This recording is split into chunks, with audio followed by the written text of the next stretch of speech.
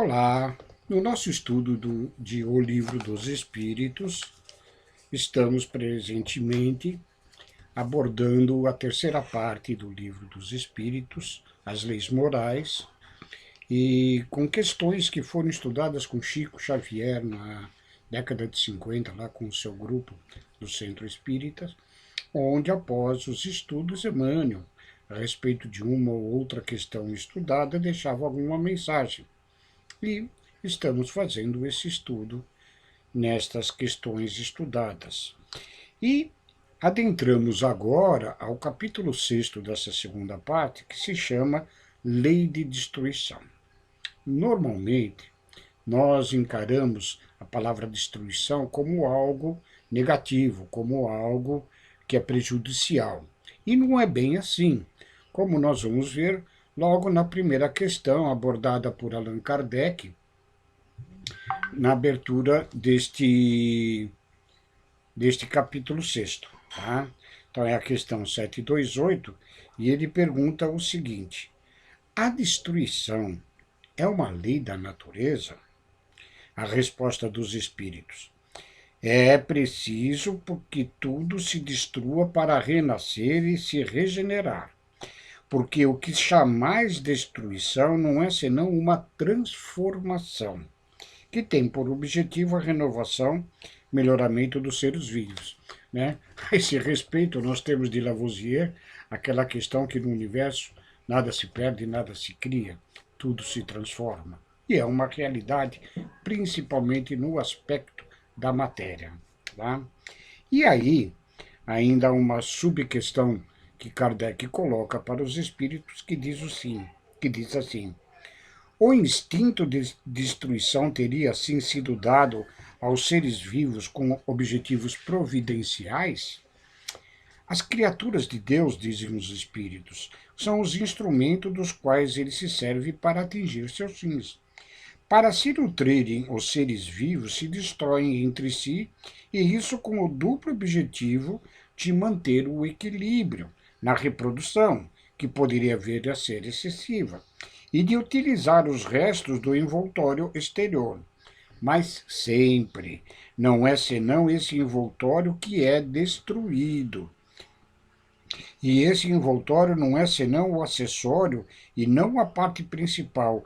É o princípio inteligente que é indestrutível e que se elabora nas diferentes metamorfoses que sofre. Ou seja, tudo que é destruído nesta conceituação de transformação é a parte material, é a parte que não é durável, é a parte que não faz, não é conteúdo da essência imortal. O princípio inteligente que dormita no mineral, desperta no vegetal, se movimenta no animal, ele permanece no seu processo evolutivo, como diz aqui nas diversas metamorfoses que sofre. E o ser humano, quando neste princípio inteligente é individualizado por Deus, ele se torna membro da humanidade, este princípio, o espírito, é igualmente imortal. Então, tudo que se passa em termos de destruição, com o conceito de transformação, é na parte material. Então, esclarecendo essa questão da lei de destruição, passamos às questões estudadas, nas quais Emmanuel nos deixa algumas mensagens para nossas reflexões. No subitem, ou no subtítulo, na terceira parte do Livro dos Espíritos, que se denomina Guerras, na questão 743, Kardec pergunta: a guerra desaparecerá um dia da face da Terra? E a resposta é a seguinte: sim, quando os homens compreenderem a justiça e praticarem a lei de Deus, a lei divina, a lei natural. Então todos os povos serão de fato irmãos. A esse respeito, nós temos no livro Religião dos Espíritos a mensagem que corresponde a esta questão 743 e que está denominada por Emmanuel como o caminho da paz. Dos grandes flagelos do mundo antigo, salientavam-se 10 que rebaixavam a vida humana. Ou seja, ele vai relatar aqui 10 flagelos na nossa antiguidade espiritual que nos prejudicavam e nos prejudicariam se ainda existissem hoje.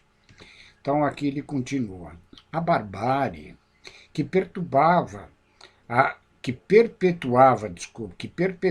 os desregramentos do instinto, a fome que atormentava o grupo tribal, a peste que dizimava populações, o primitivismo que emanava o engenho do homem e a habilidade do castor, a ignorância que alentava as trevas do espírito, o insulamento que favorecia as ilusões do feudalismo, a ociosidade que categorizava o trabalho à conta de humilhação e de penitência, o cativeiro que vendia homens livres nos mercados da escravidão, a imundície que relegava a residência terrestre ao nível dos brutos, e, por fim, a guerra, que suprime a paz e justifica as crueldades e os crimes entre as criaturas. Isso colocado agora no desenvolvimento da sua mensagem, ele vai dizer que com o nosso evoluir, dos 10 flagelos, 9 nós conseguimos eliminar ou melhorar as condições. Então vem e Emmanuel nos diz, veio a política e instituindo vários sistemas de governo anulou a barbárie. Apareceu o comércio e multiplicando as vias de transporte dissipou a fome. Surgiu a ciência e exterminou a peste. Eclodiu a indústria e desfez o primitivismo. Brilhou a imprensa e proscreveu-se a ignorância. Criaram-se o telégrafo sem fio e a navegação aérea e acabou-se o insulamento. Progrediram os princípios morais e o trabalho fulgiu como estrela na dignidade humana, desacreditando a ociosidade. Cresceu a educação espiritual e aboliu-se o cativeiro. Agigantou-se a higiene e removeu-se a imundícia. Mas nem a política, nem o comércio, nem a ciência, nem a indústria, nem a imprensa, nem a aproximação entre os povos, nem a exaltação do trabalho, nem a evolução do espírito individual e nem a higiene consegue resolver o problema da paz, porquanto a guerra, monstro de 1000 faces, que começa no egoísmo de cada um, que se corporifica na discórdia do lar e se prolonga na ignorância da fé, na vaidade da inteligência e no orgulho das raças, alimentando-se de sangue, lágrimas, violência e desespero, ódio e rapina. Tão cruel entre as nações supercivilizadas do século XX, quanto já o eram na corte obscurantista de Ramsés II, lá no Antigo Egito. Somente desaparecerá quando o Evangelho de Jesus iluminar o coração humano, fazendo que os habitantes da terra se amem como irmãos. É por isso que a doutrina espírita nos revela atualmente sobre a luz da verdade, fiel ao próprio Cristo que nos advertiu convincente. Conhecereis a verdade, e a verdade vos libertará.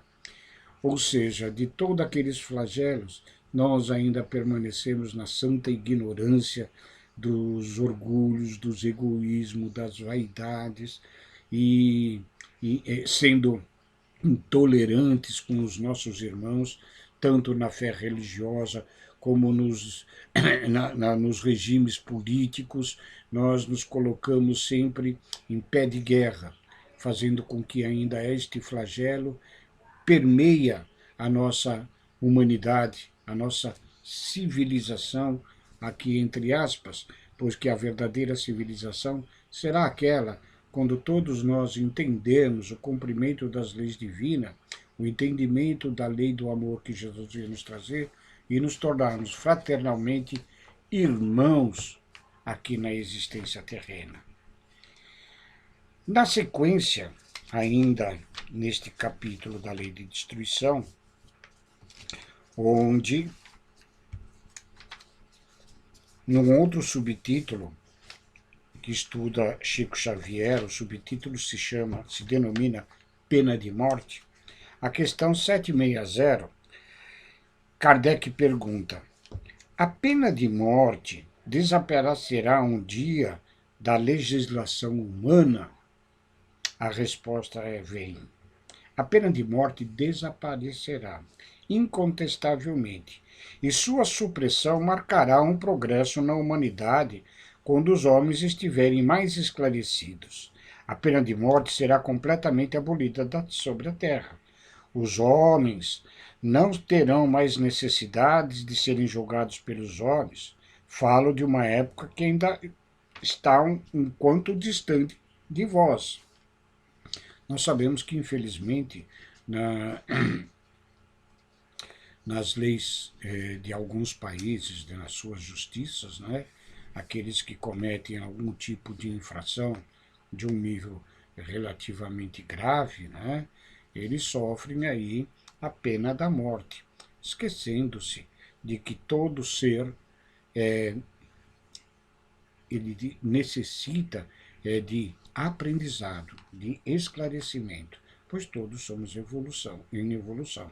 Evidentemente, quando esse ser ele contamina e prejudica a sociedade de uma forma geral ou em particular, ele deve ser tolhido de suas ações.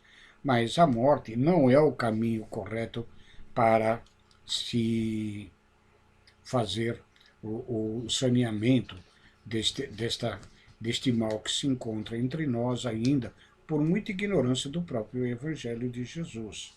Sim, e nós sabemos, dentro da doutrina espírita, que quando cometemos o ato da pena de morte, este espírito que ainda não tem o esclarecimento da lei do amor, né, ele pode se tornar, tanto no plano dos espíritos, mais vingativo, e muito possivelmente em uma outra encarnação, ele poderá ainda, pela falta de discernimento do amor, aplicar o sentido da vingança e se vingar daqueles que na existência anterior lhe tomaram a vida.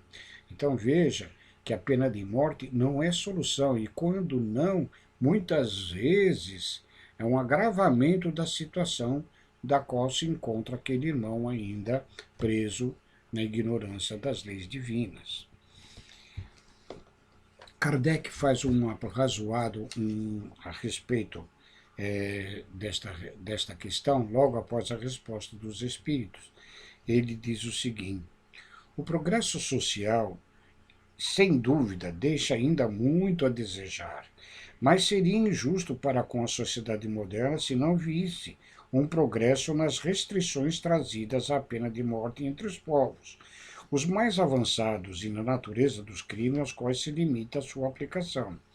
Se comparam as garantias com que a justiça entre esses mesmos povos se esforça para cercar o acusado, a humanidade que ela usa para com ele, ainda mesmo que seja reconhecido culpado, com o que se praticava em tempos que não são ainda muito distantes, não se pode desconhecer o caminho progressivo pelo qual marcha a humanidade. Kardec faz esse ressalto de que estamos em evolução. De fato, a pena de morte era muito mais praticada por mais diversos povos na Terra do que hoje são, mas ainda nós temos nações superdesenvolvidas, como o próprio Estados Unidos da América, países não tão desenvolvidos lá no Oriente Médio, que ainda aplicam penas de morte ainda pela lapidação, o apedrejamento, e infelizmente faz com que ainda tenhamos muito a caminhar no nosso progresso espiritual. E a respeito desta questão, nós temos de fato aqui uma outra lição de Emmanuel, que se denomina exatamente pena de morte, que estuda a questão 760. E Emmanuel, nesta mensagem, nos diz o seguinte: todos os fundadores das grandes instituições religiosas que ainda hoje influenciam ativamente a comunidade humana partiram da terra com a segurança do trabalhador ao fim do dia. Olha só, morreram de uma certa forma tranquilos, serenos. Moisés, ancião, expira na iminência do Monte Nebo, contemplando a Canaã prometida. Siddhartha, Buda, o iluminado construtor do budismo, depois de abençoada peregrinação entre os homens, abandona o corpo físico num horto florido de Kusinagara. Confúcio, o sábio chinês que plasmou todo um sistema de princípios morais para a vida chinesa, encontra a morte num leito pacífico sob a vigilância de um neto afetuoso. Mais tarde, Maomé, o criador do islamismo, que consentiu em ser adorado pelos discípulos na categoria de imortal, sucumbe em Medina, dentro de sólida madureza, atacado pela febre maligna. Com Jesus, entretanto, a despedida foi diferente. O divino fundador do cristianismo, que define a religião universal do amor e da sabedoria, em plena vitalidade juvenil, é detido pela perseguição gratuita e trancafiado no cárcere. Ninguém lhe examina os antecedentes, nem lhe promove recursos à defensiva. Negado pelos melhores amigos, encontra-se sozinho entre juízes astuciosos, qual ovelha esquecida em meio dos chacais. Aliam-se o egoísmo e a crueldade para sentenciá-lo ao sacrifício supremo. Herodes, patrono da ordem pública, chamado a pronunciar-se em seu caso, determina que se lhe dê o tratamento cabível aos estrões, aos bufões. Pilatos, responsável pela justiça, abstém-se de conferir-lhe o direito natural. E Jesus, nosso mestre, ele foi condenado à pena da morte. Ele é entregue à multidão amotinada na cegueira do espírito e é preterido a Barrabás, o malfeitor, para sofrer a condenação insólita.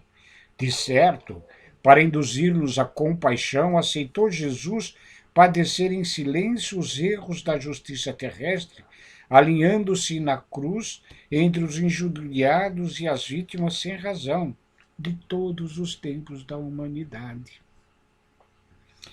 Cristãos de todas as interpretações do Evangelho e de todos os quadrantes do mundo, atentos à exemplificação do eterno benfeitor, apartai o criminoso do crime, como aprendestes a separar o enfermo da enfermidade, como nós deveríamos também aprender a separar aquele que nos ofende da ofensa praticada, saber perdoar o ofensor, mas não o erro. O erro deverá ser corrigido. Nós confundimos o ser com a sua atitude, o que não é correto. Educai o irmão transviado quando curais o compaixão doente, o companheiro doente.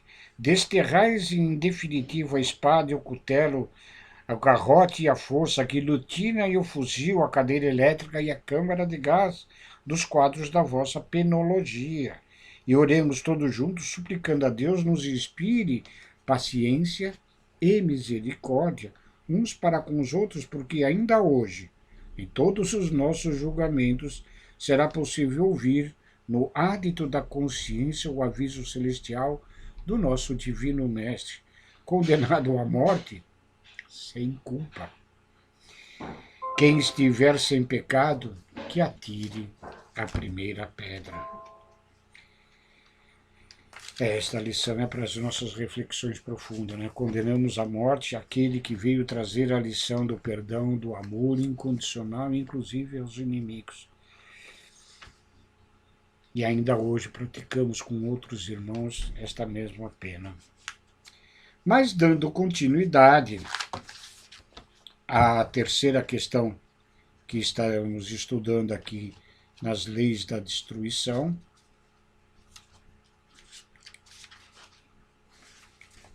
nós temos a questão seguinte, a esta da pena de morte, a questão 762, que Kardec faz a seguinte pergunta. Se a pena de morte pode ser banida da sociedade civilizada, não foi ela uma necessidade nas épocas menos avançadas? Ou seja, ela não foi interessante quando era utilizada? Aí a resposta é clara dos espíritos. Necessária não é a palavra. O homem crê sempre uma coisa necessária quando ele não encontra nada melhor. À medida que se esclarece, compreende melhor o que é justo ou injusto e repudia os excessos cometidos nos tempos de ignorância em nome da justiça. Ou seja, o que nos falta é exatamente a maior compreensão dentro das leis divinas de amor, dentro do Evangelho de Jesus, que é o roteiro certo e seguro para o nosso desenvolvimento espiritual. Não há uma necessidade, não foi necessário em outras épocas e nesta, nas quais ainda detemos na humanidade penas de morte, apenas que nós ainda não temos o devido esclarecimento espiritual, que em vez de eliminarmos certos membros da nossa sociedade, deveríamos sim educá-los. O nosso sistema penal, no mundo como um todo, ainda é muito insuficiente em termos de reorganizar o indivíduo para a sociedade. E a esta questão, Emmanuel traz a seguinte lição que se denomina abençoa. Deixe que a bênção de Deus te alumie o coração para que saibas também abençoar. Ninguém prescinde do amor para viver. Observa os que marcham desdenhosos, ignorando-te a presença, habituados à convicção de que o ouro pode comprar a felicidade. Abençoa-o e passa. Ninguém conhece o rochedo em que o barco da ilusão lhes infligirá o derradeiro travo da angústia. Vês inquieto os que se desmandam no poder. Abençoa e passa. Muitos deles simplesmente arrastam as paixões que os arrastarão para o gelo do ostracismo ou para a cinza do esquecimento. Contemplas espantado os que são portadores de títulos preciosos a te exigirem considerações e tributos especiais. Abençoa-os e passa. O tempo cobrará-lhes aflitivo imposto da alma pelas distinções que lhes conferiam. Ouves triste os que te injuriam e amaldiçoam. Abençoa e passa. Se eles, tão infelizes que ainda não pode assinalar as próprias fraquezas, fitas admirado os que fazem tábua rasa dos mais altos deveres para desfrutarem prazeres loucos, enquanto a vitalidade lhes robustece o corpo jovem, abençoa e passa. Amanhã surgirão acordados em mais elevados níveis de entendimento. Se alguém te fere, abençoa. E se este mesmo alguém volta a ferir-te, abençoa outra vez. Não te prevaleças da crueldade para mostrar a justiça, porque a justiça integral é de Deus. E todos viverão para conhecê-la. Se teu filho é rebelde e insensato, abençoa teu filho, porque teu filho viverá. Se teus pais são irresponsáveis e desumanos, abençoa teus pais, porque teus pais viverão. Se o companheiro aparece ingrato e desleal, abençoa teu companheiro, porque continuará ele vinculado à existência. Se há quem te calunia ou persegue, abençoa os que perseguem e caluniam, porque todos eles viverão. Humilhado, batido, esquecido ou insultado, abençoa sempre. Basta a vida para retificar os erros da consciência, inquirido certa vez pelo apóstolo, quando o comportamento que lhe cabia perante a ofensa, afirmou Jesus: perdoarás não 7 vezes, mas 70 vezes 7. Com isso, o Divino Mestre desejava dizer que ninguém precisa se vingar, porque o autor de qualquer crueldade tê-la-á como fogo nas próprias mãos. Ou seja, Nesta lição, quando Emmanuel nos traz para nos abençoarmos sempre, que é base do aconselhamento de nosso Mestre Jesus, né? E quando ele afirma que todos estes que hoje nos causam algum tipo de aflição ou de ofensa, e de que eles viverão, todos nós viveremos.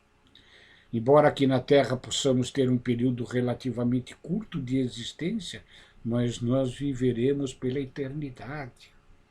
E é nesta eternidade que todos nós aprenderemos as lições divinas de nosso Mestre Jesus. Então, nós que já conseguimos obter alguma luz do esclarecimento do Evangelho, que nos dizemos verdadeiramente cristãos, abençoemos a todos e sigamos, porque todos eles viverão e igualmente aprenderão. Esta era a mensagem do estudo nosso do Livro dos Espíritos de hoje. E no próximo vídeo nós daremos continuação a esta sequência. Muito obrigado e um beijo a todos.